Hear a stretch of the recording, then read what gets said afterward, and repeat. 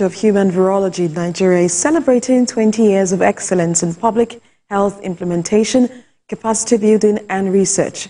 This institution prides itself with leading the pack in providing equitable access to quality health services for HIV, tuberculosis and other communicable and non-communicable diseases. For the Institute of Human Virology in Nigeria, this anniversary celebration is not only a night filled with glitz and glamour, but also a night of heartfelt commendation and commemoration for a job well done in the last 2 decades. They talk about how it all started and the journey so far for this non-profit organization that is doing all in addressing issues of infectious and non-infectious diseases. And at that time, people were really struggling with the fact that there was even HIV. And we were doing the research that is required to establish the challenge that is in this country.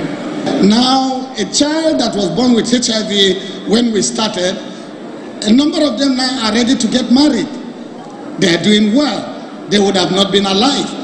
Directors and guests here are thrilled to say IHVN will lead the way not only in Africa, but globally in what it does.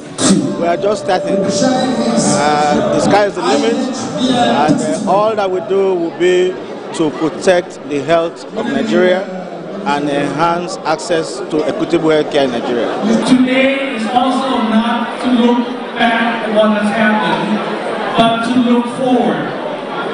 Because in the next 10 years or the next 20 years, we are going to encounter more challenges, but also become a great opportunity for IHVN to rise and grow to greater achievement.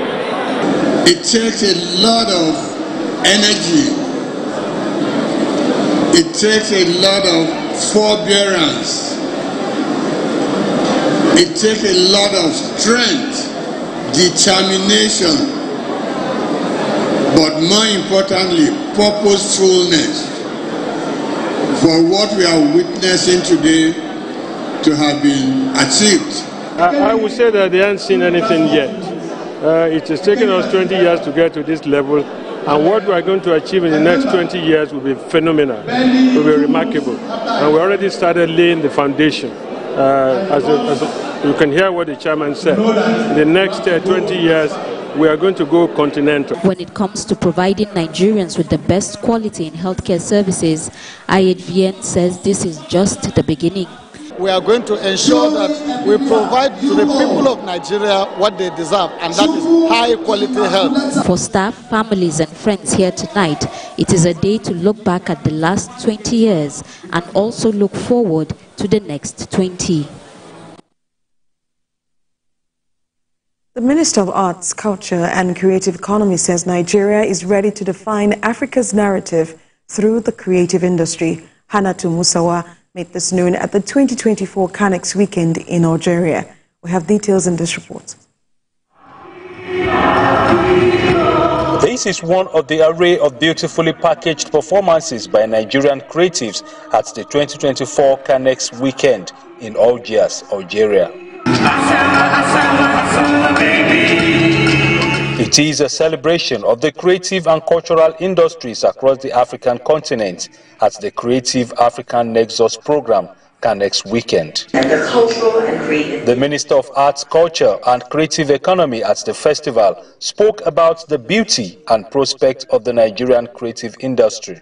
We are not just crafting garments, we are weaving legacies that will define Africa's narrative and the world stage for years to come. We are redefining the future for the black community. She highlighted how Nigeria is ready to use the creative industry to drive development and job creation. To go and visit our Nigerian pavilion, which will show you the excellence of the largest black nation in the world. Thank you, and may our shared journey to empower Africans' fashion and textile ecosystem continue to flourish. Participating countries shared ideas on how to surmount the various challenges confronting the industry. We have a golden opportunity to rewrite the CANEX weekend was a 4-day festival that cut across all the facets of the creative sector, from fashion, food, performance and visual arts for cultural exchange.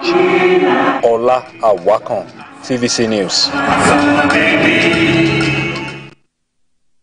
Outside Nigeria, at least 87 persons have been killed and more than 40 injured in an Israeli airstrike on the city that's in northern Gaza. The health ministry says a number of people are still under the rubble after a residential area was hit. In recent weeks, the Israeli military has been carrying out intense bombardment of northern Gaza, insisting it will prevent Hamas fighters from regrouping there. According to a senior UN official, the nightmare in Gaza is intensifying and the war must stop now. Humanitarian groups have warned that virtually no aid has entered the area in the past few weeks. And early voting has begun in 26 out of 50 U.S. states, with the 2024 presidential election little more than 2 weeks away. Republican candidate Donald Trump is on tour of the key swing state of Pennsylvania and is expected to attend an NFL game before he rallies supporters in Lancaster. Meanwhile, Democratic nominee Kamala Harris celebrated her 60th birthday today with a visit to church, a New Birth Missionary Baptist Church in Atlanta, Georgia, and it was drenched in pink on Sunday morning, a stark contrast to the reds and blues that have dominated the 2024 presidential campaign. Thank you.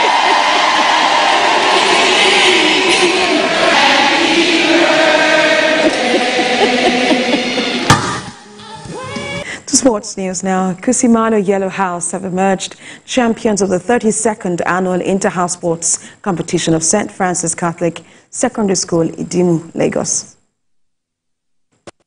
The 32nd annual Inter-House Sports competition of St. Francis Catholic Secondary School, Idimu, Lagos began with pre-competition formalities. This included opening prayer, the national and school anthems, and the traditional return of the winner's trophy, as well as the lighting of the game's torch. I now declare the Inter-House Sports competition officially open. After the school administrator, Reverend Father Francis Koshofa, had declared the Inter-House Sports open, the march past heralded the scoring events of the sports day. Yes, ladies and gentlemen. There were more than 16 sporting and medal-winning events of the day in track and field for junior boys and girls, intermediate boys and girls, and senior boys and girls, as well as invitation relay and parents' race. Giving attention to the holistic aspect of the human person. And so it is not only at the level of the mind, but also at the level of the body, physical activities and sports. Great men and women that we celebrate today started from somewhere, occasions such as this. So it's left for organizations, individuals, and corporate and other well-meaning Nigerians to support this kind of initiative. The pupils competed in the sprint, middle distance and field events like high jump and tug of war, with former Super Falcons goalkeeper and captain Precious Dede watching and mentoring the youngsters. If other schools, other teams, other schools can emulate from this, something that is like this that is happening, I think it's a very huge one. It will inspire, it will develop our sport in Nigeria. Kusimano Yellow House amassed 23 gold, 20 silver and 18 bronze medals to displace former champions Olorunfunmi Blue House to win the 2024 Inter-House Sports Day. Olorunfunmi settled for a second place with 22 gold, 22 silver and 15 bronze medals, while Assisi Greenhouse came third. For all the hard work and effort that we put into this day, I'm very grateful to God for giving us this award, and this award goes to every member of Kusimano House. I'm very proud of my house, Kusimano! For the school, this is a platform to create a pathway for the development of these youngsters in a complete way. Town sports is where we get to shine in our own natural talents, the running, the high jumps, the swimming. You get to express yourself outside of the academic section. For me, it's an important part because for me, I play Scrabble, and it's a very nice thing for me to be able to show my talents and win medals for something that I'm good at other than reading my book. The winning house will hold this bragging right till they face a new challenge from the other houses next year.